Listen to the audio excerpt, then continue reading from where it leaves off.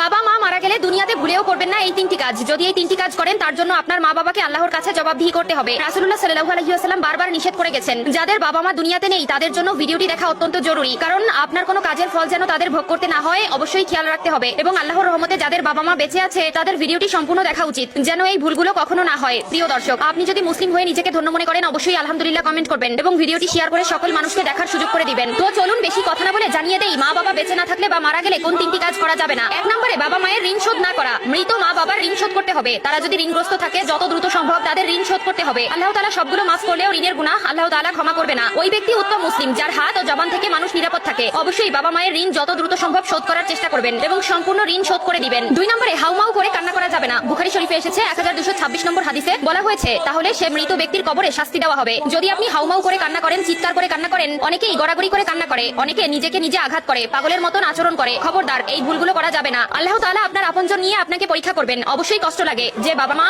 এত মায়া মহব্বত করে ভালোবাসা দিয়ে বড় করেছেন, সেই মা বাবাকে হারিয়ে ফেললে কষ্ট লাগারই কথা। তাদের জন্য অবশ্যই দোয়া করবেন, চোখের পানি ফেলবেন, কিন্তু হাউমাউ করে বিলাপ করে গড়াগড়ি করে চিৎকার করে কান্নাকাটি করা যাবে না। পবিত্র কোরআনে এই বিষয়ে সূরা বাকারার 53, 54, 55 নম্বর আয়াতে স্পষ্ট করে বলে দিয়েছেন। না জানার কারণে সংসার জীবনে আমরা এমন কিছু ভুল করি যার জবাবদিহিতা আমাদের বাবা মায়ের করতে হয়। তারা দুনিয়ায় বেঁচে থাকতে যেমন আমাদের তাদের উপর দায়িত্ব রয়েছে, ঠিক তেমনি তারা মারা গেলেও আমাদের দায়িত্ব রয়েছে। অবশ্যই 3টি বিষয় সকলে